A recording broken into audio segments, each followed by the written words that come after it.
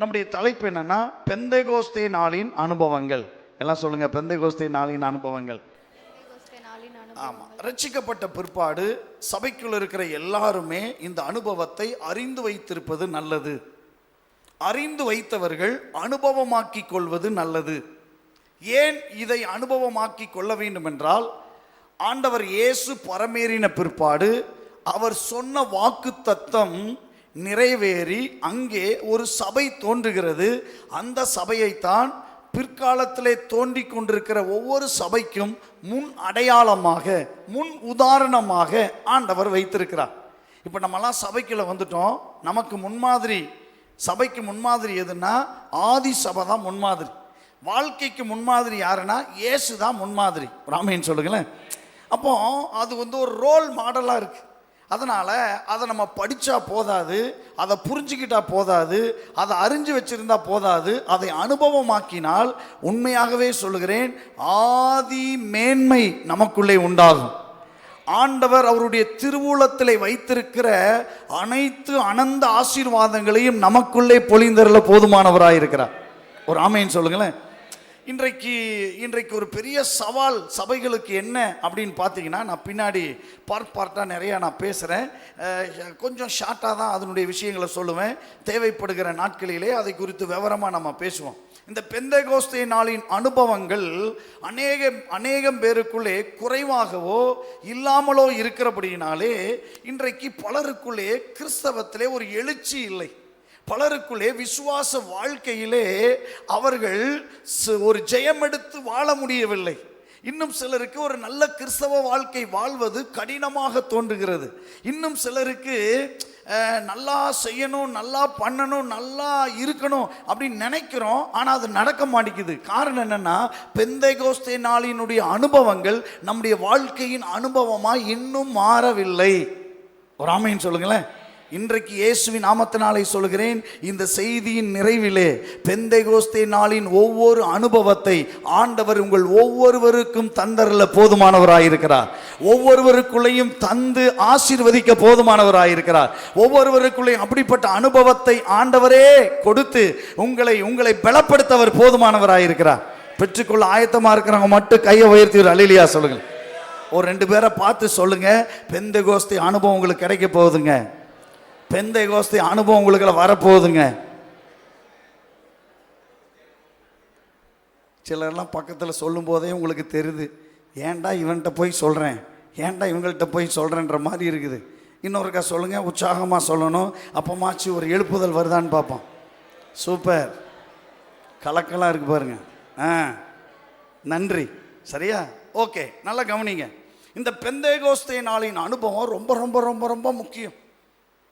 ஏன் அப்படின்னா, ஏற்கனவே நான் சொன்னது போல பைபிளில் சொல்லப்பட்ட முக்கியமான தீர்க்க தரிசனம் அந்த நாளிலே நிறைவேறுகிறது.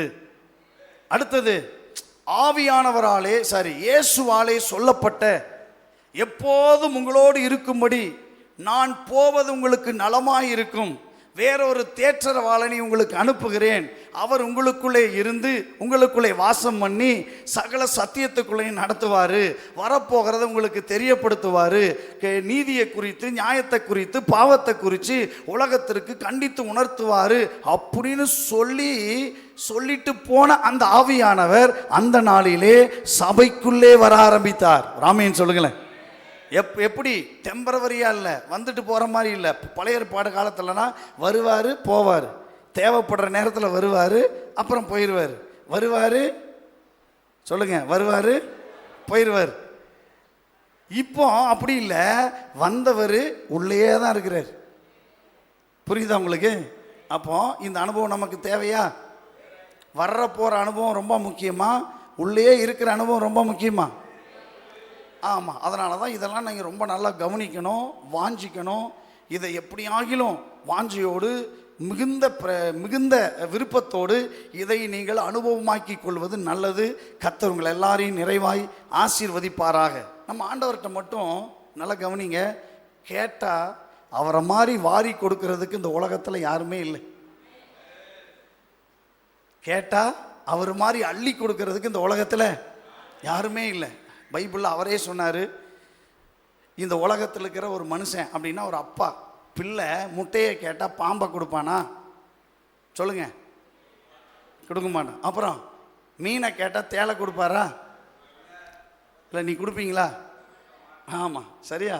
அப்போ நமக்கு ஒரு பேர் பைபிளில் இருக்குது, பொல்லாதவர்களாகிய நீங்களே உங்கள் பிள்ளைகளுக்கு நல்ல ஈவை கொடுக்க அறிந்திருக்கும் போது பரமபிதா கொடுப்பாரா? கொடுக்க மாட்டாரா? ஆமாம். அதனால தான் அந்த காலத்தில் ஒருத்தர் பாடினார், கேளுங்கள் தரப்படும், தட்டுங்கள் திறக்கப்படும், கேளுங்கள் கிடைக்கும் என்றார் இயேசு, கேளுங்கள். ஆமாம். இந்த அனுபவம் வேணா வாஞ்சிக்கணும், கேட்கணும், தானாக வந்துடும். சரியா? நான் இன்னும் உள்ளே போகலை, வந்துடுறேன். அப்போ பரிசுத்த ஆவியானவர் அந்த நாளிலே பொழிந்தருளப்பட்டார். இப்போ நான் உள்ளே வந்துடுறேன், வேகமாக வந்துடுறேன். பெந்தேகோஸ்தே நாளின் அனுபவங்கள், அதனுடைய காரியங்களை ஒவ்வொன்றா சிந்திச்சுட்டு வரோம். முதல் 3 வசனத்தின் அடிப்படையிலே முதல் அனுபவம் பரிசுத்த ஆவியானவருடைய அனுபவம் என்று கடந்த 2 வாரத்துக்கு முந்தைய செய்தியிலே நான் பேசினேன். நிறைய பேர் பரிசுத்த ஆவியை பெற்றுக்கொண்டீர்கள். இன்னும் அந்த பரிசுத்த ஆவியின் நீச்சல் ஆழத்திற்குள்ளே நீங்கள் தொடர்ந்து காணப்பட வேண்டும் என்று ஆண்டவர் விரும்புகிறார். நீங்களும் விரும்ப வேண்டும், அப்பொழுது அது நடக்கும். ராமீன் சொல்லுங்களேன். பரிசுத்த ஆவியானவருடைய ஆழங்கள் அப்படின்னு என்ன கேட்டிங்கன்னா, தீர்க்கன் சொல்லிட்டாரு, நீச்சலா கீழே இருந்து வர்றேன், கணுக்கால் அளவு, 2 முழங்கால் அளவு, 3 இடுப்பளவு, 4வது நீச்சல் ஆழம். சரியா? எது சரியானது, எது இன்றைய சபையாயிருக்கிற உங்களுக்கு தேவையானதுன்னா, கணுக்கால் அளவெல்லாம் வேண்டாம். கணுக்கால் அளவுனா அப்புறம் அவ்வளோதான். சரியா? வாரிட்டு போயிடும். 2 முழங்கால் அளவுனா முடங்கி போயிடும். 3 இடுப்பளவுனா ஆடி போயிடும். ஆனால் நீச்சல் ஆழன்னா அசைக்கலாம். ஒரு ஆமைன்னு சொல்லுங்களேன். எங்கனாலும் போகலாம், எப்படினாலும் நீச்சல் அடிக்கலாம், அடித்து நொறுக்கலாம். ஒரு ஆமைன்னு சொல்லுங்களேன்.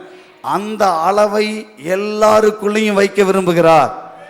அந்த அளவுக்கு ஒன்றும் அவசியம் இல்லை, பணமோ காசோ எதுவும் வேண்டியதில்லை. வாஞ்சை ப்ளஸ் சொல்லுங்க, கேட்கணும். ஒரு ஆமைன்னு சொல்லுங்களேன், ஒரு அல்லேலூயா சொல்லுங்களேன்.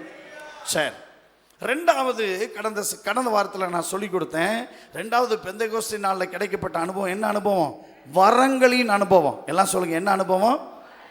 எத்தனை வரங்கள் இருக்கிறது, வரங்கள் ஆண்டவர் ஏன் சபைக்கு தர்றாரு, அந்த வரத்தை எப்படி பயன்படுத்தணும், எப்படி பயன்படுத்தக்கூடாது, ஏன் அந்த வரம் சிலருக்குள்ளே ஆப்ரேட் ஆகிறது இல்லை, வரங்கள் ஆப்ரேட் ஆகணும்னா நமக்குள்ளே எதெல்லாம் சரியாக இருக்கணும், ஏன் வரங்களை ஆண்டவர் சபைக்குன்னு தர்றாரு, சபைக்கு பிரயோஜனமான வரம் என்ன, சபைக்கு வெளியில் பிரயோஜனப்படக்கூடிய வரங்கள் என்ன, அதை எப்படி பயன்படுத்தணும் அப்படின்றதெல்லாம் பல்வேறு கோணத்தில் ஃபஸ்ட்டு சர்வீஸில் பேசினேன். 2வது சர்வீஸில் நிறைய பேச முடியல, ஆனாலும் எனக்கு தெரிஞ்சதை சொல்லி கொடுத்தேன். ராமேன்னு சொல்லுங்களேன். இன்னைக்கு சிலர்லாம் வரங்களை என்ன ஆக்கிட்டாங்கன்னா, இந்த குடுகுடுப்பாக்கார மாதிரி ஆக்கிட்டாங்க வரங்களை. இன்னும் சிலர்லாம் வரங்களை விற்பனை பண்ண ஆரம்பிச்சிட்டாங்க. இன்னும் சிலர்லாம் வரங்களை இந்த கிளி ஜோசியக்கார மாதிரி குறி சொல்ல ஆரம்பிச்சிட்டாங்க. அதுக்கு வரம் கிடையாது. சரிங்களா? வரம் எதுக்குன்னா, சபையாயிருக்கிறவங்க எல்லாருக்குள்ளேயும் பக்தி விருத்தி உண்டாகணும், சபையை சீர்பொருந்த பண்ணணும், அப்புறம் சபையை சுவிசேஷத்தின் வேலைக்காக அந்த அந்த அந்த வரங்கள் வேலை செய்ய வைக்கணும். ராமேன்னு சொல்லுங்களேன். அது மாத்திரமல்ல, சபையோடு இணைந்து கட்டப்பட்டிருக்க, ஸ்திரப்பட்டிருக்க வைக்கணும். ராமேன்னு சொல்லுங்களேன். அதுதான் வரத்தினுடைய வேலை. ஒரே ஒரு வரம் மட்டும் நம்ம பிரயோஜனத்துக்காக கொடுக்கப்பட்டிருக்கிறது. என்ன வரம்? அந்நிய பாஷை வரம். அதனால தான் பிசாசு பார்த்தா, நீங்கள் வேணா பாருங்கள், எல்லா சபையிலையும் போய் ஒரு கணக்கெடுங்க. மோஸ்ட்லி பரிசுத்த ஆவியின் அனுபவத்தை பெற்ற எல்லாருக்குள்ளேயும் அந்நிய பாஷை வரம் மட்டும்தான் இருக்கும், வேற வரமே இருக்காது. ஏன்னா பிசாசு பலருடைய கண்ணை என்ன செஞ்சிட்டான் சொல்லுங்க. ஆனால் 1 கொரிந்தியர் 12 பைபிள் சொல்லுது, பரிசுத்த ஆவியானவர் வரங்களை அவருடைய சித்தத்தின்படி அவனவனுக்கு பகிர்ந்து கொடுக்கிறார். எல்லாம் சொல்லுங்க, பகிர்ந்து கொடுக்கிறார். சரியா? அப்போ ஆவியானவர் ஒருவர், வரங்கள் வித்தியாசமாக இருந்தாலும் அதை கொடுப்பவர் ஒருவர், அவர்தான் அதை இயக்குகிறார், அவர்தான் அதை பயன்படுத்துகிறார், நமக்குள்ள இருந்து பயன்பட வைக்கிறாரு. எனவே எல்லா வரங்களும் ஆண்டவருடைய சித்தத்தின்படி கிடைக்கப்பட்ட வரங்கள் எல்லாம் நம்ம பயன்படுத்துவது அவசியம். ராமேன்னு சொல்லுங்களேன். அந்த சென்ற செய்தியில் சிலர்லாம் வரங்களை பெற்றுக்கொண்டீர்கள் என்று நான் நம்புகிறேன். அந்த வரங்களை பெற்றுக்கொண்டவங்களாம் வரங்களை பயன்படுத்தணும். ராமேன் சொல்லுங்களேன். தீமோத்தேயுக்கு பவுல் சொல்றாரு, உனக்கு கொடுக்கப்பட்ட வரத்தை குறித்து எப்படி இராதே, அசதியாயிராதே, நீ என்ன செய், அனல் மூட்டு. எல்லாம் சொல்லுங்க, அனல் மூட்டு. ஒரு 2 பேரை பார்த்து சொல்லுங்க, அனல் மூட்டு விடுங்க. சும்மா அப்படியே வச்சிடாதீங்க. அப்படியே வச்சா திரும்பவும் போச்சுறான், திரும்பவும் போச்சுறான். புரியுதா உங்களுக்கு? இன்னைக்கு நிறைய பேர் பார்த்தீங்கன்னா அப்படியே அப்படிம்பாங்க, அப்புறம் கொஞ்ச நாள் ஒன்றுமே இருக்காது. ஏன்னா கொடுக்கப்பட்ட வரங்களை குறித்து அசதியாக இருக்கிறது, அதை பயன்படுத்துறது இல்லை. சரியா? ஆமாம், வரங்களை சபைக்கு வெளியில் சபையோடு இணைஞ்சு நல்லா பயன்படுத்தணும். ராமேன்னு சொல்லுங்களேன். சரியா? உங்களுக்கெல்லாம் தீர்க்க தரிசனம் வர இருக்குன்னா புறஜாதிகளுக்கு பயன்படுத்தணும், சபைக்கு பயன்படுத்தலாம். எப்போ எப்படி அப்படின்னா எச்சரிப்பிற்காக, பக்தி விருத்திக்காக. சரியா? நல்லா பயன்படுத்தலாம். அப்போ வரங்களின் அனுபவமும் பெந்தைகோஸ்தே நாளிலே உண்டானது. ராமேன்னு சொல்லுங்களேன். சரியா? எல்லாம் வரங்கள்லாம் இப்போ இருந்தது, பேசினாங்க, அப்படின்லாம் இருக்குது. அதே போல் நம்முடைய வேதாகமத்திலும் புதிய ஏற்பாட்டு சபையில் நிறையா பேர் தங்கள் வரங்களை பயன்படுத்தினாங்க. பவுல் புதுசாக தான் ரட்சிக்கப்பட்டார், ஆனால் அவர்கிட்ட சுகமளிக்கிற வரம் இருந்தது. சரியா? பாருங்கள், அந்த கச்சைகளை போடுறாரு, நோய் ஓடுது. சரியா? பேயை துரத்துறாரு. நடந்ததா இல்லையா? சொல்லுங்கள். ஆமாம், ஒரு சுவிசேஷம் சொன்னான்னா உடனே ஏற்றுக்கிறாங்க. அந்த அளவுக்கு கர்த்தர் அவருக்கு சில வரங்களை கொடுத்து பயன்படுத்தினார். பேதுருக்கு வேற மாதிரி. சரியா? அவருடைய நிழல் பட்டு என்ன செஞ்சாங்க, நிறைய பேர் சுகமானாங்க. சபையை போய் அவர் ஸ்ட்ரென்தன் பண்ணிட்டு வந்தார். சபைக்குள்ள இருக்கிற கெட்ட கெட்ட காரியங்கள்லாம் இருந்ததுன்னா போட்டு அடிச்சு நொறுக்குவார். சரிங்களா? அப்படி தான் ஒரு சபையை போய் விசிட் பண்ண போகிறாரு. புதுசாக ரட்சிக்கப்பட்ட சபை. போன உடனே ஆண்டவர் சொல்லிட்டார், இந்த சபைக்குள்ள பரிசுத்த ஆவியானவரே இல்லை அப்படின்னு சொன்ன உடனே போன உடனே கேட்குறாரு, நீங்கள் பரிசுத்த ஆவியை பெற்றீர்களான்னு கேட்குறாரு. எடுத்த உடனே பிரசங்கத்துக்கு கேள்வி அதுதான். என்ன கேள்வி? அவர் சபைக்கு விசிட் பண்ண போனால் ஒழுங்காக பிரசங்கம் பண்ணிவிட்டு அவங்கள ஆசீர்வதிச்சுட்டு வரணும். இவர் என்ன செஞ்சார்? கேள்வி கேட்குறாரு. இப்போ என்ன மாதிரி பரிசுத்த ஆவியை பெற்றுக்கொண்டீர்களான்னு உடனே அந்த மக்கள் உங்களை மாதிரி தான் பிதுக்கான்னு பார்த்துக்கிட்டு, அப்படிங்களா ஐயா, அப்படின்னு எங்களுக்கு தெரியாதுங்க ஐயா, நாங்கள் அப்படியெல்லாம் கேள்விப்படவே இல்லைன்றார். உடனே விட்டாரா? எல்லாரையும் உட்கார வச்சு அதை குறித்து சொல்லி கொடுத்து என்ன செஞ்சார்? ஜெபிக்கிறாரு, தலைமையில கையை வைக்கிறாரு. எல்லாரும் அன்றைக்கே பெற்றுக்கொண்டார்கள். இது பேதுருவுக்கு கொடுக்கப்பட்ட வரம். ஒரு ஆமேன்னு சொல்லுங்களேன். சரியா? ஆமாம். இப்படி உங்களில் ஒவ்வொருவருக்கும் ஆண்டவர் வரங்களை பகிர்ந்து கொடுத்துருக்கிறார். தயவு செய்து அதை குறித்து அசதியாக இருக்காதீங்க, அதை பயன்படுத்தாமல் விட்டுறாதீங்க. அதை நல்லா பயன்படுத்தணும். எப்படின்னா சபையோடு இணைந்து சபைக்காகவும் சபைக்கு வெளியில் இருக்கிற புறஜாதிகளுக்காகவும் பயன்படுத்தணும். ராமேன்னு சொல்லுங்களேன். ஒரு அல்லேலூயா சொல்லுங்களேன். சரியா? ஆமாம். அப்படி பயன்படுத்த என்ன நடக்கும்னா, ஆண்டவர் உங்களுக்குன்னு எந்த வரத்தை தந்திருக்கிறாரோ, அது ஒன்றுக்கு மேற்பட்ட வரங்களோ இருக்கலாம், அந்த வரங்கள் எல்லாமே நீங்கள் ஷார்ப் ஆகிட்டே வர்றீங்க. ஆண்டவர் அப்படியே ஸ்பெசிஃபிக்காக நல்லா பயன்படுத்த ஆரம்பிச்சிருவார். ஒரு அல்லேலூயா சொல்லுங்களேன். ஒரு ஆமேன்னு சொல்லுங்களேன். சரியா? ஆமாம். நான் கடந்த செய்தியில் சொன்னது போல் மற்றவங்களை பார்த்துட்டு இதே மாதிரி ஆகணும், இதே மாதிரி நான் செய்யணும், இதே மாதிரி வரணும்னு ஜெபம் பண்ணாதீங்க. தலைகீழாக நின்னா கூட உங்களுக்கு கிடைக்காது. ஏன்னா அவனவனுக்கு கியா போலோ, அதுதான். சரியா? இப்போ உள்ள வர்றேன். 3வது பெந்தைகோஸ்தே நாளின் அனுபவம் என்ன அப்படின்றத நம்ம சிந்திக்க போகிறோம். 3, 4, 5, 6, 7 இருக்குது. 7ஐயும் இன்னைக்கு சிந்திச்சு முடிக்க போகிறோம். கேட்க ரெடியாக இருக்கிறீங்களா? ஓகே, வேகமாக வாசிக்கணும். அப்போஸ்தலர் 2வது அதிகாரம் 3வது ஒரு அனுபவம், நல்ல அனுபவம், எல்லாருக்கும் தேவையான ஒரு அனுபவம். சரிங்களா? இந்த அனுபவம்லாம் இன்றைக்கி சபைக்குள்ளே இருந்துட்டா சபையினுடைய நிலையே வேறங்க. சபையினுடைய ஸ்டாண்டர்டை ஐயோ சொல்லவே முடியாது, அப்படி இருக்கும். சரியா? 2வது அதிகாரம் 37வது வாக்கியத்தை வாசிக்க கேட்போம். இதை அவர்கள் கேட்ட பொழுது, நல்ல கவனிங்க, பெந்தைகோஸ்தே நாளில் பேதுரு 11 பேரோட எழும்பி பேச ஆரம்பிக்கிறாரு. பேசி முடிக்கிறார். பேசி முடித்த உடனே நடந்த விளைவுகள். 1, இதை அவர்கள் கேட்ட பொழுது இருதயத்திலே குத்தப்பட்டவர்களாகி பேதுருவையும் மற்ற அப்போஸ்தலர்களையும் பார்த்து, சகோதரரே, நாங்கள் என்ன செய்ய வேண்டும் என்றார்கள். கையை உயர்த்தி ஆமென் சொல்லுங்களேன். மூன்றாவது, இந்த வசனத்தின்படி, இதற்கு பின்பதாக உள்ள வசனத்தின்படி நான் என்ன சொல்ல விரும்புகிறேன்னா, மனமாற்றத்தின் அனுபவம், மனம் திரும்புதலின் அனுபவம். ராமியன் சொல்லுங்களேன், என்ன அனுபவம்? ஆமா, எழுதுறவங்க வேகமா எழுதிக்கோங்க. மனமாற்றத்தின் அனுபவம். ரிப்பண்ட் அப்படின்னு ஆங்கிலத்தில் சொல்லுவாங்க, ரிப்பண்டன்ஸ் அப்படிம்பாங்க. இன்றைக்கு ரட்சிக்கப்பட்ட சபையாயிருக்கிற நமக்குள்ளே பல நேரத்திலே இப்படிப்பட்ட அனுபவம் சிலருக்கு இல்லாமலே வாழ்ந்துடுறாங்க. அவங்களாம் என்னன்னா, நம்மளாம் சில வேளையில் சபை என்ன நினைக்குது அப்படின்னா, நல்லா கவனிங்க, சபை என்ன நினைக்குதுன்னா, நம்ம ரட்சிக்கப்பட்ட நாளே மனம் திரும்பியாச்சு போதும், அவ்வளவுதான், மற்ற நாளாக நம்ம மனம் திரும்ப வேண்டியதில்லை அப்படின்னு நம்ம நினச்சிக்கிட்டு நம்மளே ஏமாத்தின்னு இருக்கிறோம். ஆனால் மனம் திரும்புதல் என்பது, மனமாற்றம் என்பது அன்றாடம் நம்முடைய வாழ்க்கையிலே நடந்து கொண்டே இருக்க வேண்டிய ஒன்று. சரியா? ஆமாம், கிறிஸ்தவ வாழ்க்கை வெளியே அல்ல, உள்ளே இருந்து வெளியே காட்டுறதுதான் கிறிஸ்தவ வாழ்க்கை. இன்றைக்கு உலகத்தில் ஆண்டவர் அறியாதவங்கெல்லாம் வெளியில் நல்லவ மாதிரி உள்ள 1008 அழுக்க வச்சுக்கின்னு ஊரையே ஏமாற்றிட்டு இருக்கிற மாதிரி சபைக்குள்ள இருக்கிற நீங்களும் நானும் உள்ள 1000 அழுக்க வச்சுட்டு வெளியில் praise the Lord pastor, praise the Lord pastor அம்மா, பிரைஸ் தி லார்ட் அப்படி ரொம்ப ஸ்டைலாக சொல்ல ஆரம்பிச்சிட்டாங்க. போகலாம், பிரைஸ் தி லார்ட். நல்லா இருக்கீங்களா? ஐயோ, அதான் இயேசு இப்படிப்பட்ட ஆளெல்லாம் பார்த்தபோது சொன்னார், வெள்ளையடிக்கப்பட்ட கல்லறையேன்னாரு. கல்லறைக்கு வெளியில் வெள்ளை அடித்தா கல்லறை எப்படி இருக்கும்? ஆமாம், அது மேலேயே போய் படுத்துக்கலாம். சரியா? மெழுகுவத்தி பற்ற வச்சுக்கலாம், மாலையை போட்டுக்கலாம், முத்தம் கூட கொடுத்துக்கலாம். ஆனால் அதை உடச்சி பார்த்தா தான் தெரியும் உள்ளே என்ன இருக்குன்னு. புரிஞ்சவங்களாம் ஒரு அல்லேலூயா சொல்லுங்களேன். அந்த மாதிரி தான் இன்னைக்கு மனமாற்றத்தின் அனுபவமே இல்லாமல் பல பாரம்பரிய கிறிஸ்தவர்கள் வாழ்கிறார்கள். ஏன் அப்படின்ற ஒரு பெரிய கேள்வி இருக்கிறது. இப்படிப்பட்ட நிலைப்பாடு தான் அந்த பெந்தேகோஸ்தே பண்டிகைக்கு வந்தவர்களுக்கு இருந்தது. ஆனால் அவர்கள் வந்துட்டு திரும்ப போகும் பொழுது அவர்களுக்கு அது மாறிட்டு. ஏன்னா அவங்க நினைச்சாங்க, ஒரு வேஷமான வாழ்க்கை வாழ்ந்துடலாம், அப்படியே வாழ்ந்துட்டா போதும்னு நினச்சி தான் பண்டிகைக்கு வந்திருக்கிறாங்க. வருஷம் பண்டிகைக்கு வந்து பண்டிகை கொண்டாடிட்டு போயிட்டு தான் இருந்திருக்கிறாங்க. ஆனால் அன்னைக்கு பரிசுத்த ஆவியானவர் கிரியை செய்ய ஆரம்பித்த உடனே முதல் டச் ஆனது இருதயம். எல்லாம் சொல்லுங்க, இருதயம். இருதயம் என்னாச்சான்? குத்தப்பட்டது.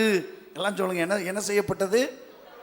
ஆமாம், இன்னைக்கு நிறைய பேருடைய இருதயம் கல்லாவே இருக்கு. இன்னும் சிலர்லாம் இருதயத்தை கடினப்படுத்திடுறாங்க. எத்தனை முறை ஆண்டவர் கீழ்ப்படிதலை குறித்து பேசினாலும் அப்படியே கடினமாக வச்சுக்கிறது.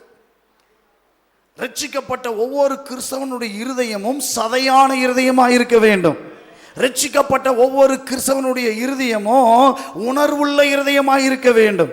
ரட்சிக்கப்பட்ட ஒவ்வொரு கிறிஸ்தவனுடைய இருதயமும் ஆண்டவருடைய வசனத்திற்கு நடுங்குகிறதா இருக்க வேண்டும். இன்னைக்கு அதெல்லாம் போச்சு பாருங்க. ஒருவேளை இந்த ஆராதனையில் இந்த சத்தத்தை கேட்டுக்கொண்டிருக்கிற நீங்களோ அல்லது ஆன்லைனில் கேட்டுக்கொண்டிருக்கிற யாராக இருந்தாலும் சரி, இப்படிப்பட்ட ஒரு அனுபவத்தை கர்த்தர் இன்று முதல் உங்களுக்குள்ளே துவங்கி விடுவாராக. அப்படிப்பட்ட ஒரு மனமாற்றத்தின் அனுபவம் உண்டாவதாக. இதுவரைக்கும் மனம் மாறாமலே திரும்ப திரும்ப ஒரே விஷயத்தை அப்படியே பண்ணலாம், சில விஷயத்தை பண்ணிட்டே இருக்கலாம். பண்ணிட்டு பாவினான் அப்படின்னு பாட்டு பாடிட்டும் போகலாம். சிலர் அப்படி பாடுறது. சிலர் எப்படின்னா, எத்தனை முறை இடறினாலும் அத்தனையும் மன்னித்தீரே அப்படின்னு பாட்டு பாடிட்டு நம்மளே ஏமாத்தின்னு இருக்கிறது. புரியுதா? அப்போ ரட்சிக்கப்பட்ட, அதாவது பெந்தேகோஸ்தே நாளின் அனுபவத்தில் மூன்றாவது ஒரு நிலை வந்தது. அதாவது நல்ல கவனிங்க, தவறாதவங்க யாருமே இல்லை, பாவம் செய்யாதவர்கள் இந்த உலகத்தில் யாருமே இல்லை. ஆனால் வசனம் சொல்கிறத கவனிங்க. டெய்லி ரட்சிக்கப்பட்ட ஒரு சபையில் இருக்கிற ஒரு கிறிஸ்தவன், சபையான ஒரு கிறிஸ்தவன் என்ன செய்யணும்னா, பைபிளை படிக்கும் போதே அவன் இருதயத்தில் ஆண்டவர் பேசணும்.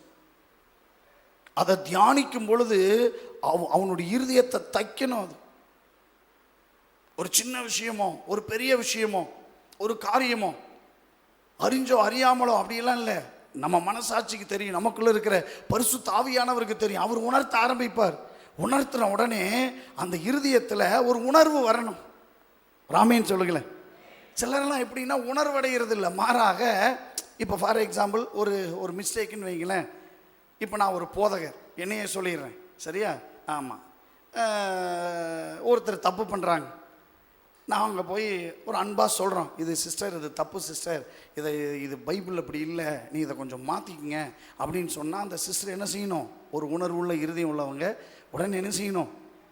ஓகே பாஸ்டர், ஓகே, ஆமாம், ஆண்டவர் எனக்கு எப்படியோ சொல்லிட்டாரு, ரொம்ப நாளாக எனக்குள்ளேயும் பேசிட்டு தான் இருந்தார், நான் விட்டுட்டேன், ஓகே. ஆனால் இன்றைக்கி எப்படி இருக்குன்னா, அப்படி யாராச்சும் சொன்னால் உடனே அவர் சரியா, இவர் சரியா, அது சரியா, இது சரியா, இது என்ன பெரிய விஷயம், அதை விட அவரை பாருங்க, இப்படி சொல்லலாமா, அப்படி செய்யலாமா, அதை அப்படி செஞ்சுருக்கலாமே இப்படின்னு என்ன செய்வாங்க? ஏங்க நடக்கிறதான் சொல்கிறேன். எல்லாம் இங்கே தான் இருக்கீங்களா?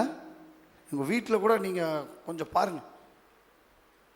ஆனால் இந்த பெந்தெகோஸ்தே நாளில் வந்த அனுபவம் அப்படின்னா உண்மையான மனமாற்றத்தின் அனுபவம், உண்மையான மனமாற்றத்தின் அனுபவம்.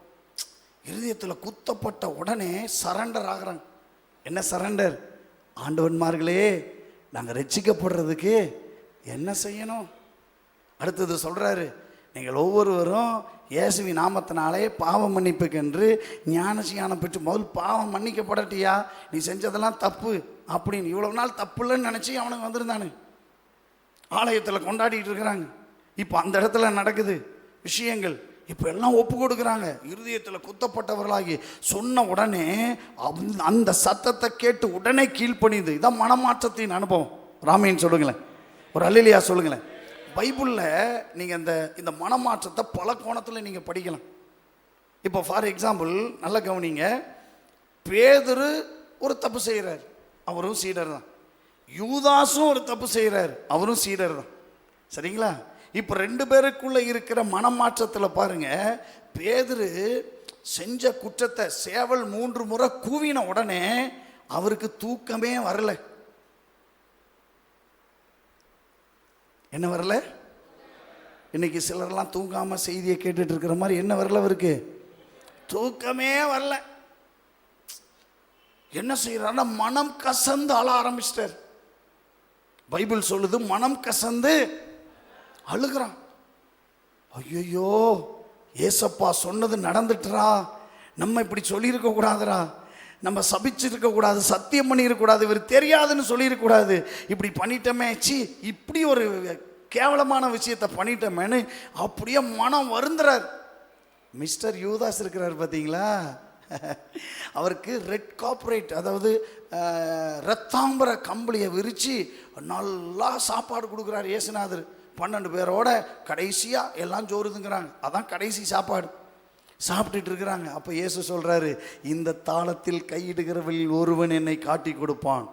12 பேருக்கும் ஜோறு உள்ளே போயிருக்குன்னு நினைக்கிறீங்களா? சொல்லுங்க. 11 பேருக்கு போகலை, ஒருத்தனுக்கு நல்லா போச்சு. ஏன்னா அவன் முன்னாடியே 30 காசை வெள்ளி காசை கூலி பேசி ஐயா வாங்கிட்டு தான் வச்சிருக்கிறாரு. அந்த காசும் பணப்பையில் தான் இருந்ததாக வேத வல்லுநர்கள் சொல்கிறாங்க. அதையும் வச்சுட்டு இருக்கிறான். ஒவ்வொருவருக்கும் ஷாக் ஆகி கேட்டாங்க, நானோ நானோ நானோ நானோ அப்படின்னு ஆண்டவர்கிட்ட கேட்குறாங்க. ஏசு இவரும் கேட்குறாரு, எல்லாரும் மாதிரி நல்ல பிள்ளை மாதிரி நல்லா தின்னுக்கிட்டு நானோன்றார். ஏசு என்ன சொன்னார்? அப்படின்னு சொல்லியும் கூட அவனுக்கு என்ன வரல. புரியுதா? புரியுதா? புரியலையா? இன்னைக்கு நிறைய பேருடைய இருதயம் யூதாஸ் மாதிரி தான் இருக்குது. கையும் களவுமா பிடிச்சா கூட என்ன வர மாட்டேங்குது? உணர்வு வர மாட்டேங்குது. வசமா சிக்கினா கூட என்ன வர மாட்டேங்குது? உணர்வு வர மாட்டேங்குது. ஏன் அப்படின்னா இந்த அனுபவம் நமக்குள்ள இல்லை, இந்த பழக்கங்கள் நமக்குள்ள இல்லை. இந்த உலகம் பொல்லாத உலகம், பாவத்துக்குள்ள தான் நம்ம இருக்கிறோம். வாலிப தம்பி தங்கச்சிகள்லாம் கவனிங்க, பெற்றோர்கள்லாம் கவனிங்க, சிறு பிள்ளைகள்லாம் கவனிங்க, சரியா? பல வருஷ கிறிஸ்தவர்கள்லாம் கவனிங்க. நமக்கு மனமாற்றத்தின் அனுபவம் ரொம்ப ரொம்ப ரொம்ப ரொம்ப முக்கியம். ஒரு ஆமென் சொல்லுங்களேன், ஒரு அல்லேலூயா சொல்லுங்களேன். சரியா?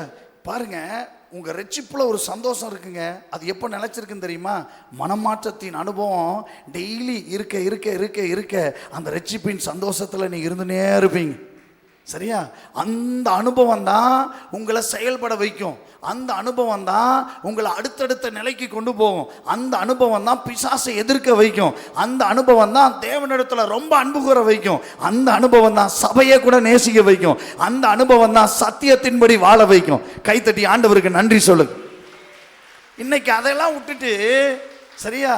ஆமாம், அதாவது இந்த நடிப்பின் திலகங்கள் இருக்கிறாங்கல்ல உலகத்தில், சினிமாவில், அந்த மாதிரி இன்னைக்கு சபைக்குள்ள இருக்கிற சிலரை பிசாசு மாற்றிட்டான். என்ன திலகங்கள்?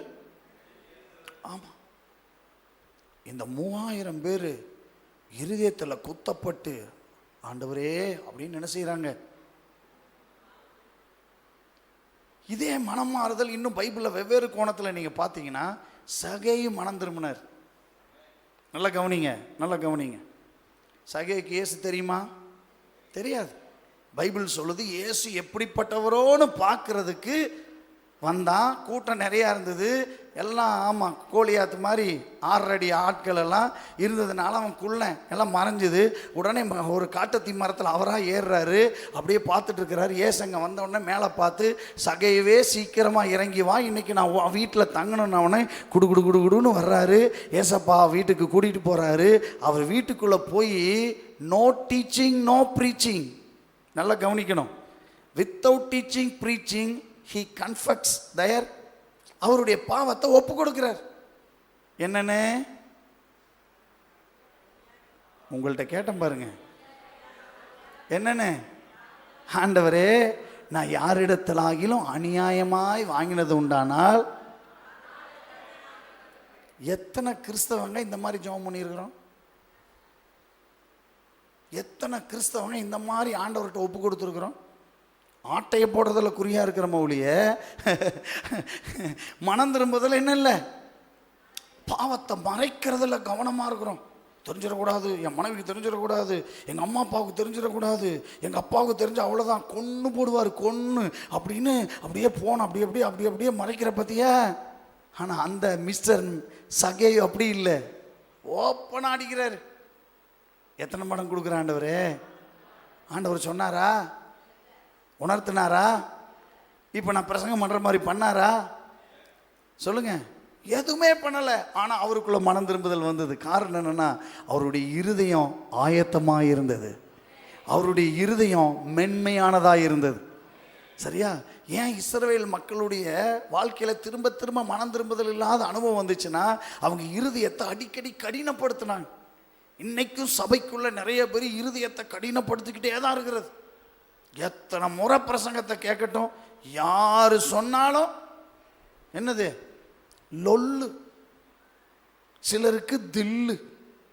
பக்கத்தில் பார்த்து சொல்லுங்க, மனம் திரும்புகிற விஷயத்தில் மட்டும் லொல்லு பண்ணாதீங்க,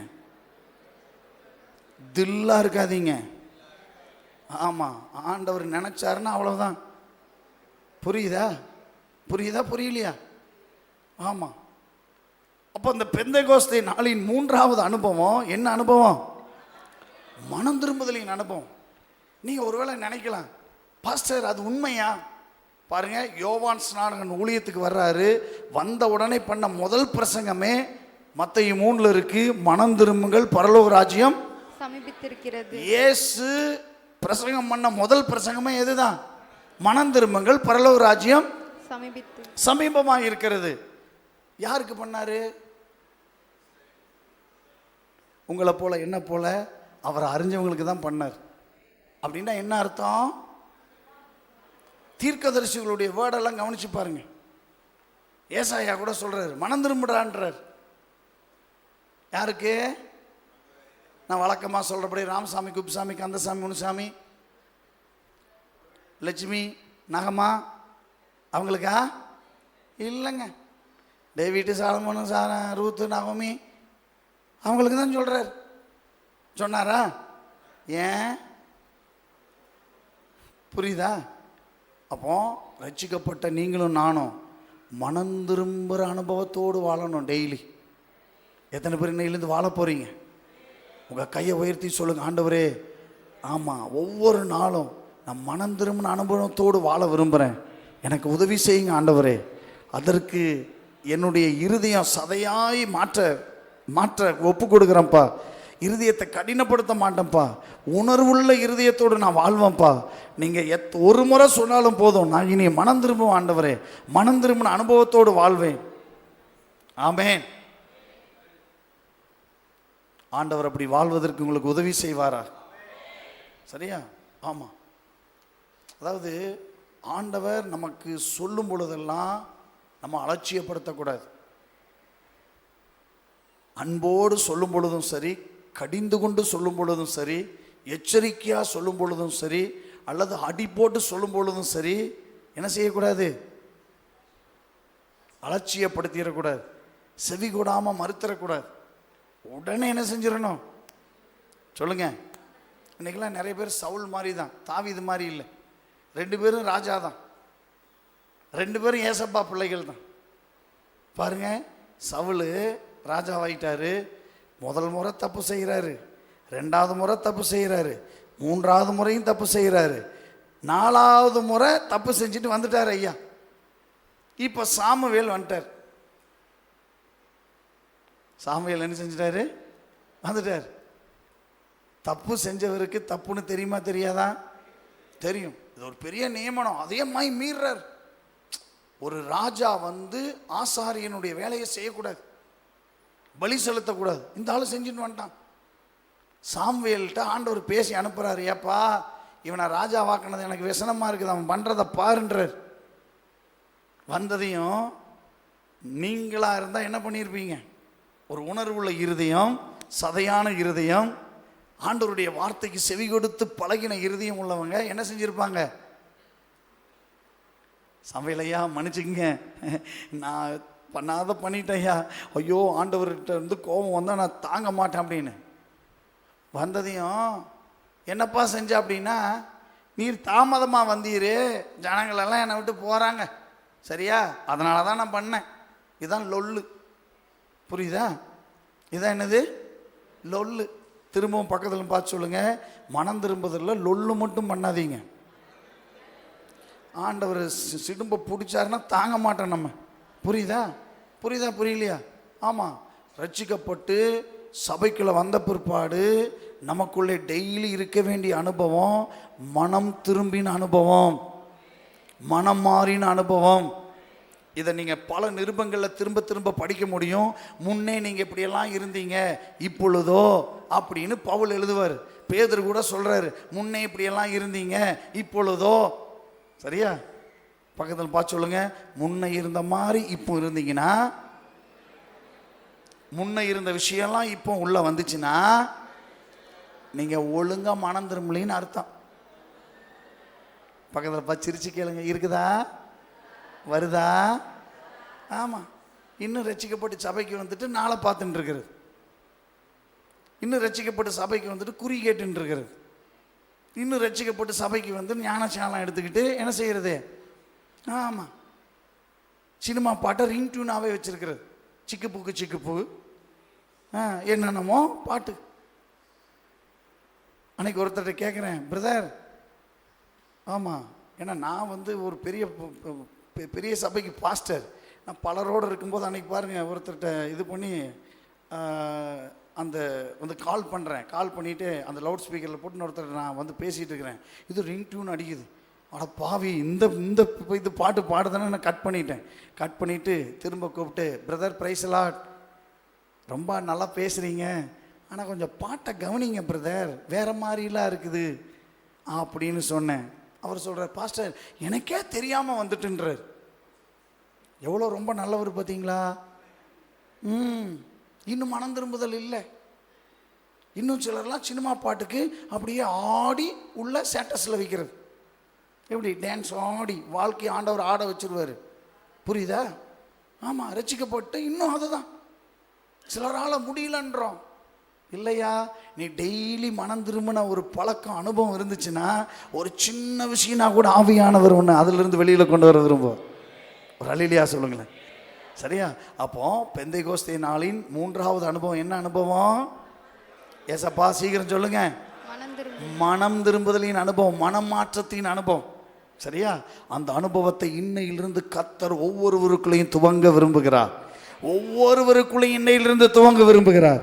நீங்க செய்ய வேண்டிய ஒண்ணே ஒண்ணு என்ன இருக்கணும்? உணர்வுள்ள இருதயத்தோடு இருக்கணும், சதையான இருதயத்தோடு இருக்கணும். கடினமான இருதயம் வேண்டாம். எப்படி இருக்கணும்? இருதயத்துல செவி கொடுக்க பழகணும். ராமையன் சொல்லுங்களேன். ஆண்டவருடைய வார்த்தை வந்த உடனே அப்பொழுதே ஒப்பு கொடுத்து பழகணும். ராமையன் சொல்லுங்களேன். ஒரு அல்லேலூயா சொல்லுங்களேன்.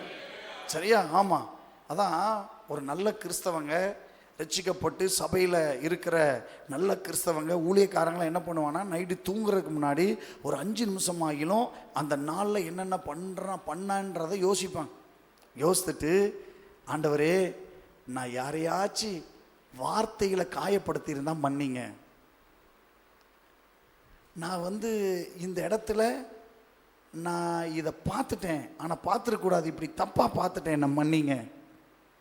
நான் வச்சிருக்கிற ஃபோனில் ஓவராக போயிட்டேன், ஆண்டவரே மன்னிங்க அப்படின்னு என்ன செய்வாங்க?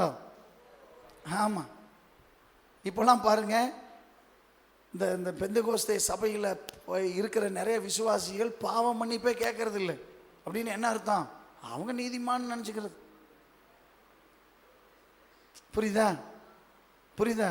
பாரம்பரிய சபையில் ஆமாம், நாங்கள் அறிந்தும் அறியாமலும் இருக்கிற பாவங்களை மன்னித்தருளும் எல்லாரும் ஆமீன்ட்டு அவங்க பாவம் அதையாச்சும் சொல்றாங்க. நம்ம ஆட்கள் ஒன்றும் கிடையாது. கேட்டா என்னன்னா, நான் நீதிமோ. புரியுதா? புரியலையா? அப்போ நம்ம ரட்சிக்கப்பட்ட ஒவ்வொருவரும் பெந்தைகோஸ்தே நாளிலே அங்கே உண்டான அனுபவம் மனமாற்றத்தின் அனுபவம். பழைய வாழ்க்கை வரல. நீங்கள் ஆதி சபை மக்களுடைய அப்போஸ்தலர் லைனாக படிச்சுட்டே வாங்க. ஆமாம், அங்கே இருக்கிற விசுவாசிகள் பழைய வாழ்க்கைக்குள்ள போகவே இல்லை. ஆனால் இன்னைக்கு பாருங்க, உலகத்தான விட பாரம்பரிய கிறிஸ்தவர்களுடைய குடும்பத்திலலாம் மோசமாக நடந்துக்கிறாங்க. குடிக்கிறதுல அண்ணன் அவங்க தான், போதை வஸ்துகளுக்கு அடிமை. புரியுதா? அன்னைக்கு ஒரு கிறிஸ்தவ ஊருக்கு போயிருந்தேன். அவங்க அண்ணன் நம்ம சபைக்கு வர்றாரு. சரியா? ஆமாம். என்னப்பா ஃபுல்லாக இருக்கிறாரு. சரியா? அவர் பாடுறாரு பாருங்க, தண்ணி மாப்பிள்ளை ஏசி ராஜா மன்னே செல்கிறா. எப்படி கஷ்டமாக இருக்குங்க, மோசமாக இருக்குது. இன்னைக்கு நீ பாரம்பரிய குடும்பத்திலிருந்து வந்திருந்தா ஒழுங்காக மணந்திரும்னு அனுபவத்தோட வாழும். ஆண்டவர் உன்னை ஆசீர்வதிப்பார், உன் சந்ததியை பெருக பண்ணுவார். ஆண்டவருடைய ஆளுகை ஆசீர்வாதம் நிறைவாக உன் குடும்பத்தில் இருக்கும். அப்போ பெந்தகோஸ்தே அனுபவத்தின் 3வது அனுபவம் என்னது? சொல்லுங்க. ஆமாம், மனம் மாற்றத்தின் அனுபவம். சரியா? ஆமாம். இதுக்குள்ள நிறைய வசனங்கள்லாம் இருக்குது. ரோமர் 12:2 பவுல் சொல்கிறாரு. அந்த வசனத்தை மட்டும் நம்ம படிச்சுட்டு அடுத்த பகுதிக்கு நம்ம போயிடுவோம். கர்த்தர் நம்மை ஆசீர்வதிப்பாராக. இதில் பார்த்துக்கிட்டிங்களா, இருதயத்தில் குத்தப்பட்டவர்களாய் அப்படின்னு வருது பார்த்தீங்களா?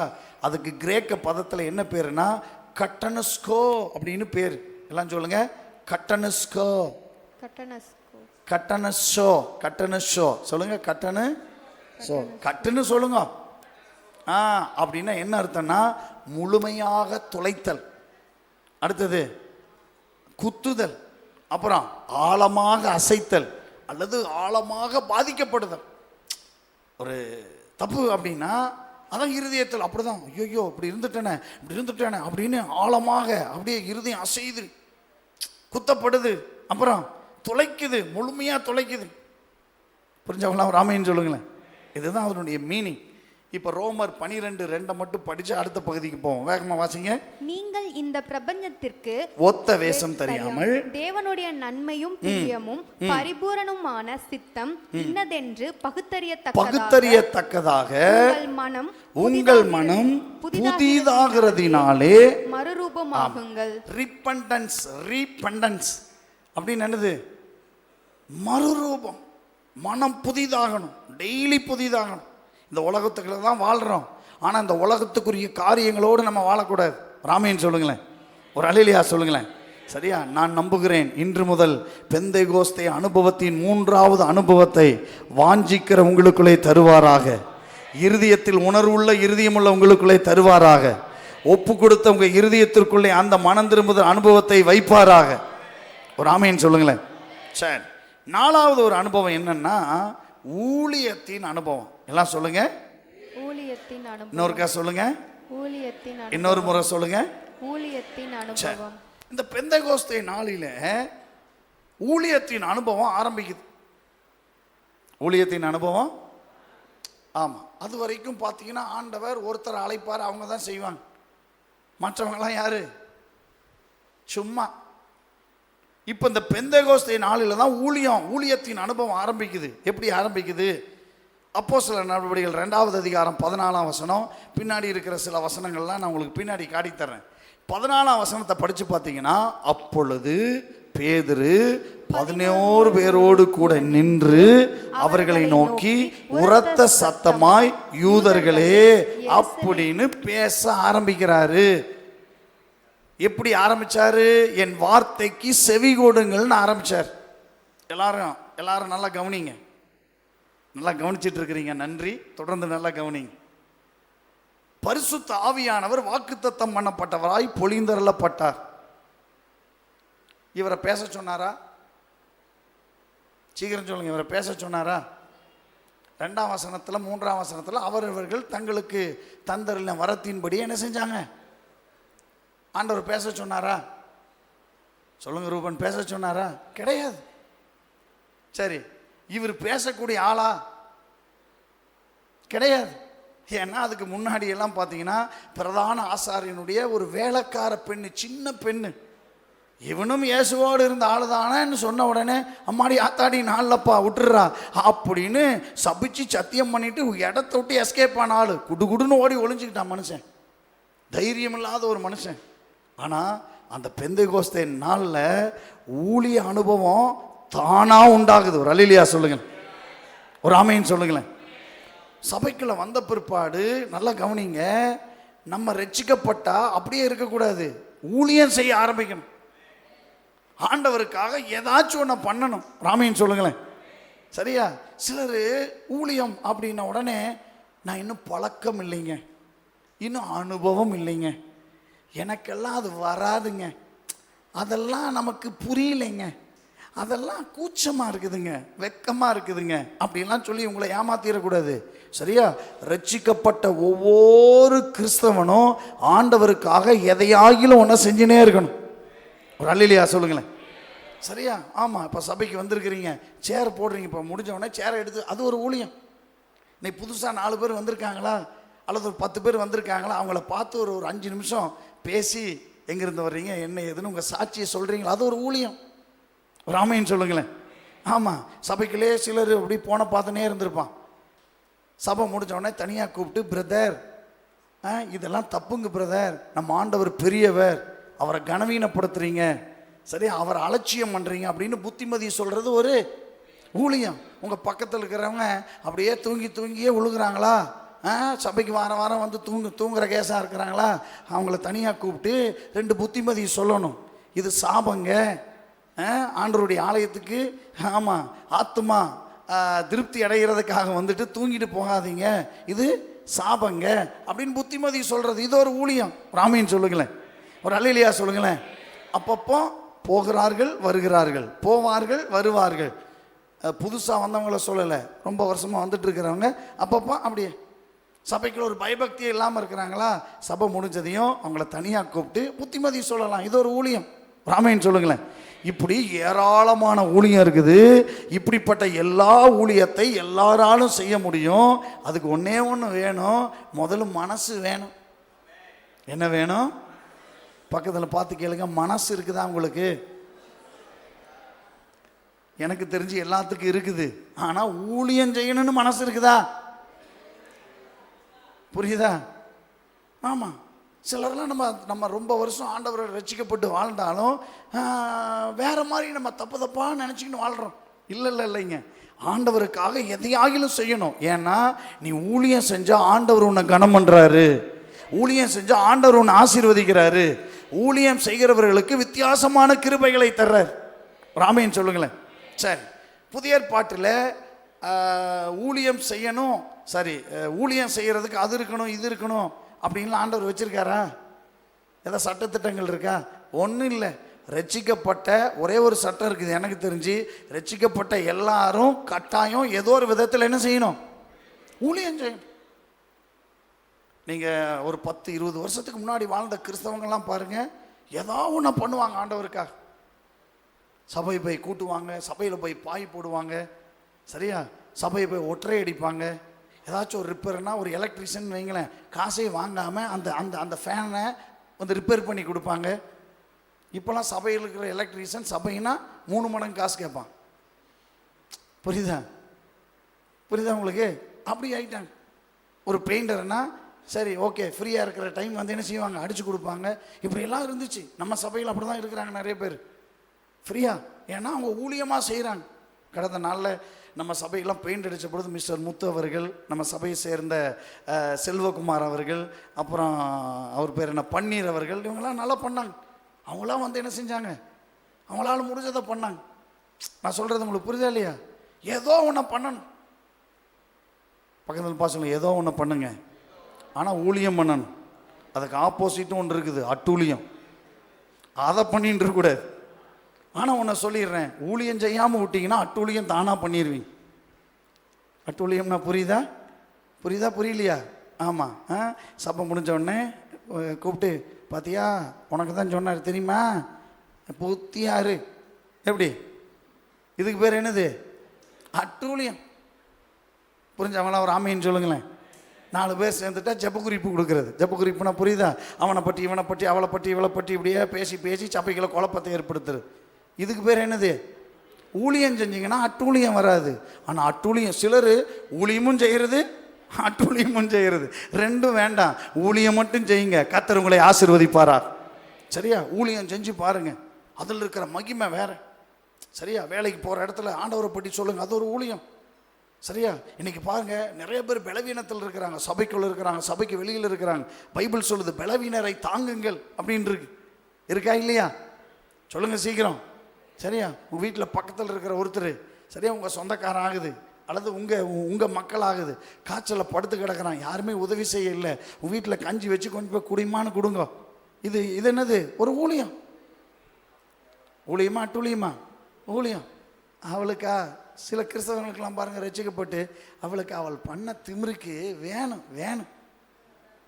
அதே மருமகள் கூட கஞ்சி வச்சு கொடுக்கறது இல்லை அப்படின்னு ஒரு 4 பேர்கிட்ட அட்டூழியம் பண்ணுறது. அட்டூழியம்னா பப்ளிசிட்டி பண்ணுறது.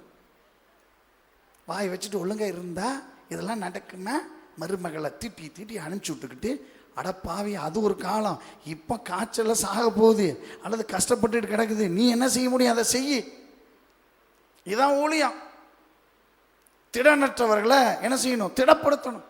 ரொம்ப ரொம்ப வெக்ஸ் ஆகிட்டாங்களா, வந்திருக்காங்களா சபைக்குள்ளே, சபைக்கு வெளியில் வந்திருக்கிறாங்களா, 2 வசனத்தை சொல்லி, அக்கா கவலைப்படாதீங்க ஆண்டவர் உங்களோடு இருக்கிறாரு அப்படின்னு சபை முடிஞ்சு அப்படி பார்த்து 2 பேரை பார்த்து பேசின்னு போகணும். இது ஒரு ஊழியம். ராமைன்னு சொல்லுங்களேன்.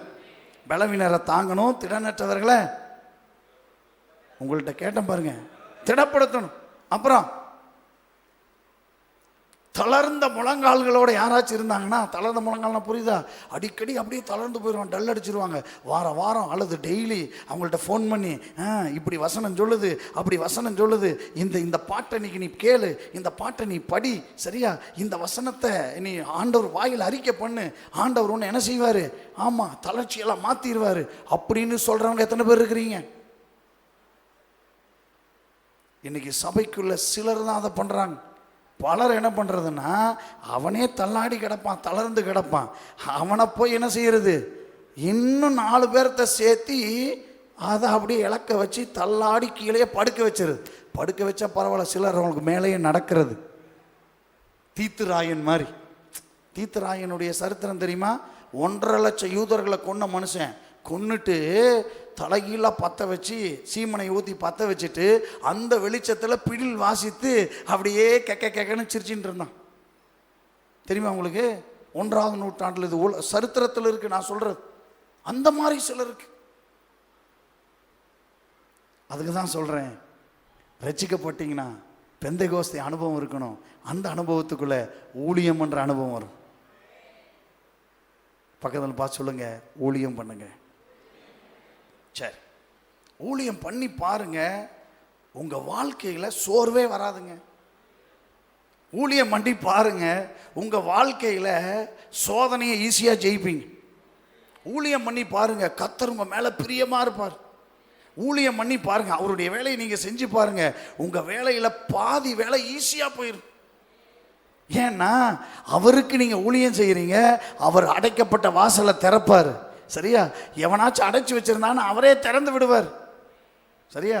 ஆமா, அதான் ஒருத்தர் பாடி இருக்கிறார், அந்த வரியை மட்டும் பாடிடலாமா? சரியா?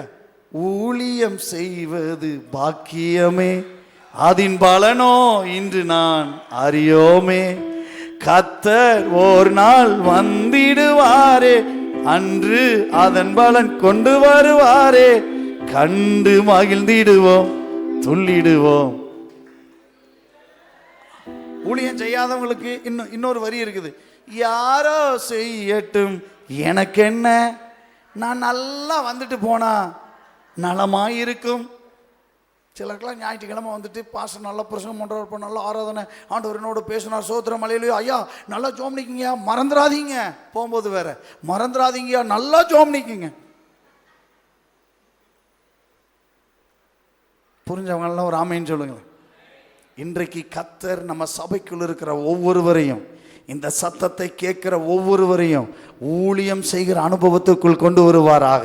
கையை உயர்த்தி சொல்லுங்க, ஆண்டவரே நான் ஊழியம் செய்யணும்ப்பா, என்னால் முடிஞ்சதை சபையோடு இணைஞ்சு நான் செய்யணும்ப்பா, உங்களை உயர்த்தணும்ப்பா.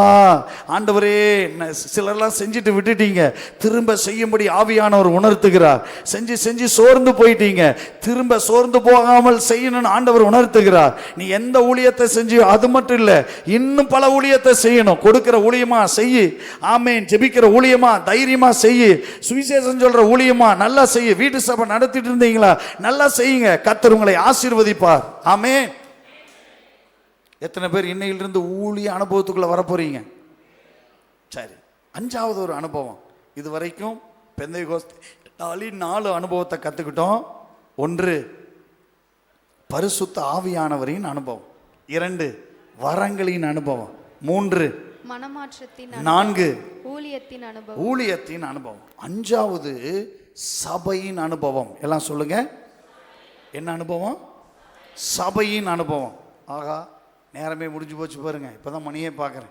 என்ன அனுபவம்? சபையின் அனுபவம். எல்லாம் சொல்லுங்க, சபையின் அனுபவம். சபையின் அனுபவம். சரியா? இதை குறித்து நான் கொஞ்சமா ஒரு 5 அல்லது 10 நிமிஷத்துக்குள்ள பேசி நம்ம முடிக்க போறோம். நல்லா கவனிங்க. சபையின் அனுபவம் அப்படின்னா என்னய்யா? இந்த பைபிளில் இந்த 2வது அதிகாரத்தை படிச்சிங்கன்னா ஒரு சபை அங்கு தோற்றுவிக்கப்படுகிறது. பைபிள் சொல்லுகிறது, ரட்சிக்கப்படுகிறவர்களை கர்த்தர் அனுதினமும் சபையிலே சேர்த்து கொண்டு வந்தார். இன்னைக்கு நான் வேதனையோடு சொல்றேன், அதே போல ரொம்ப ஆதங்கத்தோடு நான் சொல்றேன். சபையை குறித்த புரிதலே இல்லாம இன்னைக்கு நிறைய பேர் சபையா இருக்கு. சபை என்பது கட்டடம் அல்ல, நீங்களும் நானும் தான் சபை. சரியா? அப்படி கொஞ்சம் பின்னாடி திரும்பி பாருங்க. சரியா? இப்போ நீங்க திரும்பினீங்கல்ல, நீங்களும் சபை. இப்போ பார்த்தீங்கல்ல, அவங்க எல்லாரும் சபை. புரியுதா? புரியுதா? இன்னைக்கு சபையை குறித்த புரிதலும் அறிவும் பலருக்கு இல்லவே இல்லை. சபையை தோற்றுவித்தது யார் என்றால் இயேசு. எப்படி தோற்றுவித்தார் என்றால் தன்னுடைய சுய இரத்தத்தினாலே, இரத்தத்தை சிந்தி சபையை மீட்டெடுத்தார். இந்த சபைக்கு யாரு தலைவர் அப்படின்னா இயேசு. நம்மெல்லாம் சபைக்குள்ள எதுவா இருக்கிறோம்னா அவயவமா இருக்கிறோம். எனக்கு நேரம் இல்லை ரொம்ப விளக்கமா பேசுறதுக்கு, பாயிண்ட்ஸை மட்டும் சொல்லிடுறேன்.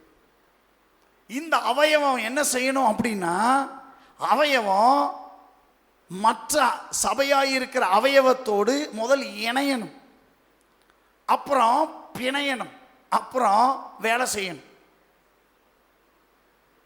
சொல்லுங்க, இணையணும், பிணையணும், வேலை செய்யணும்.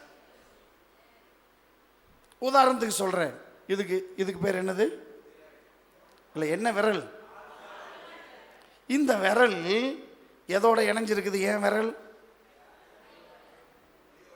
எதோட?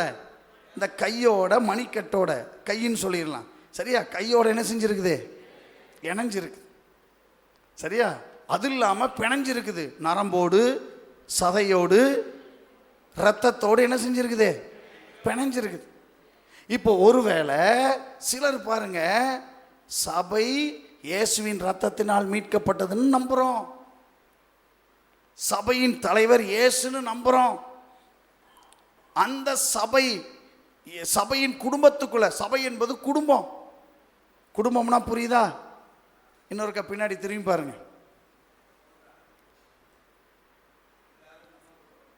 இவங்கெல்லாம் யாரு? நம்ம குடும்பத்துக்குள்ள இருக்கிறாங்க.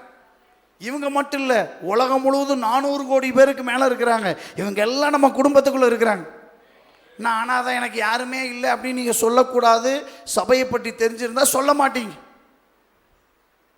அப்போ சபையை குறித்த புரிதல் வந்த பிற்பாடு அது செயல்பாட்டில் வரணும். ஏன் இன்னைக்கு சபையாக இருக்கிற நம்ம அடிக்கடி சோர்ந்து போயிடுறோம், அடிக்கடி விரக்தியில் போயிடுறோம், அடிக்கடி டிப்ரெஷனில் நம்ம போயிடுறோம், அடிக்கடி ஒன்றுமே புரிய மாட்டேங்குது, ஒரே குழப்பமாக இருக்குது, பயமாக இருக்குதுங்க. இப்படி அவர் சொல்லிட்டு போயிட்டாருங்க, ஐயோ இப்படி விட்டுட்டு போயிட்டாங்க, இப்படி என்னை ஏமாத்திட்டாங்க அப்படின்னு ஏன் புலம்புறோம்? அப்படின்னா நீ சபைக்குள்ள இருக்கிறாய், அந்த சபை என்ற குடும்பத்துக்குள்ள இருக்கிறாய், அதற்கு தலைவர் அவரு. இந்த சபைக்குள்ள நிறைய பேரோட நான் பிணைஞ்சு இருக்கிறேன், அதனால நான் பயப்பட வேண்டிய அவசியம் இல்லை அப்படின்ற ஒரு புரிதல் நமக்கு இன்னும் வரல. புரிதல் வந்தவங்களுக்கு செயல்பாடு வரல. ஒரு ஆமீன் சொல்லுங்களேன். இன்றைக்கு ஆண்டவர் புரிதல் வராதவர்களுக்கு புரிதலை வைத்து, செயல்பாடு வராதவர்களுக்கு செயல்பாடை வர வைப்பாராக. சிலருக்கு தெரியுது, நான் அவயவம், நான் சொல்லலை, எபேசியர்ல இருக்கு, ஒரு அவயவம் தனியா இருந்தா பிரயோஜனமா? சரி, இணைந்து இருந்தா பிரயோஜனமா? சரியா சொல்லணும். இணைஞ்சு இருந்தா பிரயோஜனமா? அப்பவும் பிரயோஜனம் இல்லை. இணைஞ்சு இருந்தாலும் என்ன செய்யணும்? செயல்பட்டாதான் பிரயோஜனம். இப்போ நான் சொன்னேன் ஆள்காட்டி விரல், இதனுடைய வேலை என்ன? ஆளை காட்டி பாருங்க, இந்த சிஸ்டர் ரொம்ப கஷ்டப்படுறாங்க. இன்னொன்று என்னன்னா, சரீரத்தில் இப்போ ஃபார் எக்ஸாம்பிள் நான் அப்படி கையை அப்படி டப்புன்னு போடும்போது கண்ணை மூடிட்டு போடுறேன், டப்புன்னு இதில் அடிச்சுட்டு, இந்த விரல் அடிச்சுட்டு, இதுக்கு மட்டும் வலி இருக்குமா? சரீரம் முழுசும் வலி இருக்கிற மாதிரி ஃபீல் பண்ணுமா? ஆனால் இன்னைக்கு சபை என்ற விஷயத்தை புரியாதவங்க இப்படி ஒரு அவையும் அடிபட்ட உடனே மற்றதெல்லாம் சிரிக்குது, இவனுக்கு இன்னும் வேணும், ஓவர். என்னது ஓவர்? சும்மா முன்னாடி இப்போ வந்தார், முன்னாடி போயிட்டுன்றார். சிலர் எங்களையும் சேர்ந்து இழுத்துக்கிறது, பாஸ்டர் பாரு அவருக்கு தான் முன்னுரிமை கொடுக்குறோரு அப்படின்னு. விளங்குதா விளங்கலையா? புரியுதா? அப்போ ஒரு அவயவம் பாடுபட்டால் எல்லா அவயவமும் கூட சேர்ந்து பாடுபடணும். சபையில் ஒருத்தருக்கு ஒன்றுன்னா நம்ம எல்லாருக்கும் ஒன்றுன்ற மாதிரி ஒரு ஃபீலிங் வரணும். அதனால தான் நான் இந்த குறிப்பை சொல்றதுக்கு முன்னக்கூட்டியே சொன்னேன், சபையை குறித்து புரியாமல் இருக்கிறது எனக்கு ரொம்ப வருத்தத்தை அளிக்கிறது. அது நம்ம சபையில், சத்தியத்தை பேசுகிற சபையில் இதை புரிஞ்சுக்கிட்டு இன்னும் இணையாமல் இசையாமல் செயல்படாமல் இருக்கிறதை குறித்து வைராக்கியமாக ரொம்ப வேதனை வருது எனக்கெல்லாம். நான் தனி ஜெபத்தில் பண்ணிட்டு இருக்கிறேன், ஆண்டவர் எங்கள் சபை மக்களுக்கு சபை என்ற ஒரு விஷயத்தை புரிய வைங்க ஆண்டவரே, புரிஞ்சவங்க செயல்படட்டும் ஆண்டவரே, இணையட்டும் இசையட்டும் செயல்படட்டும் அப்படின்னு ஜெபம் பண்ணிட்டு இருக்கிறோம். நல்ல கவனிங்க. இந்த பெந்தெகோஸ்தே நாளில் சபையின் அனுபவம் எப்படி வந்துச்சு தெரியுமா? 3000 பேர் ரட்சிக்கப்பட்டாங்க, சபைக்குள்ள வந்துட்டாங்க. வந்த உடனே யாராவது சொன்னாங்களா? ஜெபமணியா, துதியா, அப்பம்பிள்ளையா, ஒன்றும் சொல்லலை. ஆனால் இவங்க சபைன்ற ஒரு அனுபவத்துக்குள்ள வந்ததுனால அவங்களே செயல்பட ஆரம்பித்தாங்க. பைபிள் சொல்லுது, ஒருவனுக்கும் ஒன்றும் குறைவாய் இருந்ததில்லை. தலைக்கு மேலே கைத்தட்டி ஆண்டவருக்கு நன்றி சொல்லுங்க. கடைசி கால எழுப்புதல்ல சபை இப்படி தான் வரும். இப்படி வந்தாதான் எழுப்புதல் வரும். எழுப்புதல் ஏதோ ராமசாமிக்கு குப்புசாமிக்கு வரணும்னு நினைக்காதீங்க. ரட்சிக்கப்பட்ட சபைக்குள்ள இருக்கிற டேவிட்டுக்குள்ள வரணும், அப்பதான் சுப்பிரமணியக்குள்ள வரும். சபைக்குள்ள எழுப்புதல் வராம தேசத்துல வராது. நான் மட்டும் இல்லை, உலகம் முழு இருக்கிற ஊழியக்காரன் அதான் சொல்லிட்டு இருக்கிறேன். பைபிளும் அதான் சொல்லுது. எழுப்புதல் என்ன? எழுப்புதல்னா என்னது? எனக்குள்ள ஒன்று அப்படி வெடிச்சு சிதறணும், அது மற்றவங்களை பாதிக்கணும். ஒரு ஆமைன்னு சொல்லுங்களேன். ஆனால் இன்னைக்கு நமக்குள்ள இருக்கிறது வெடிச்சு சிதறுனா, இப்போ இஸ்ரேல் ஈரானுக்கு குண்டு போட்டு கொள்றான் பாருந்தீங்க, அந்த மாதிரி தான் இருக்குது இப்போ. புரிஞ்சவங்களாம் ஒரு ஆமைன்னு சொல்லுங்களேன். கள்ளத்தனமும் பொய்யும் பொறாமையும் எரிச்சலும் வம்பும் இதுதான் வெடிச்சு சிதறுது. புரிஞ்சவங்களாம் ஒரு ஆமைன்னு சொல்லுங்க. ஆமாம். அப்போ சபையின் அனுபவம் சபைக்குள்ள வர ஆண்டவர் உதவி செய்வாராக. அப்படிப்பட்ட அனுபவத்தை உங்கள் ஒவ்வொருவருக்குள்ளையும் தருவாராக. ஆமாம், அந்த சபையின் அனுபவத்துக்குள்ளே வந்துட்டா போதும். அந்த சபைக்குள்ளே ஆண்டவர் சபைக்காக எல்லாவற்றையும் அவர் செஞ்சு முடிச்சிருக்கிறார்.